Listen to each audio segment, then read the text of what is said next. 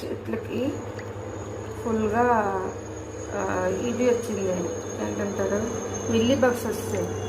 అందుకనేసి కొంచెం ఇట్లా నీళ్ళని ఇలా వడపోసుకొని 3 days ఉంచాను. ఇది రైస్లో వాటర్ వేసి 3 days ఉంచి, ఇదిగో ఇది నీమ్ ఆయిల్ అనమాట. నీమ్ ఆయిల్ కొంచెం వేద్దాం.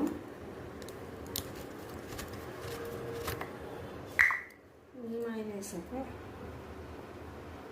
నీమ్ ఆయిల్ ఏమైందంటే ఇది కారిపోతుంది బాటిల్. ఆ రోజు ఆటోలో నుంచి వచ్చినప్పుడు పడిపోయింది కింద, టైర్ కింద. ఆటోలో నుంచి వచ్చినప్పుడు పడింది అనమాట. దానికి హోల్ అయిపోయింది, అందుకే ఇట్లా సైడ్ నుంచి లీక్ అవుతుంది కింద. నీమ్ ఆయిల్ చూడండి, నీమ్ ఆయిల్ కలుపుతున్నాను.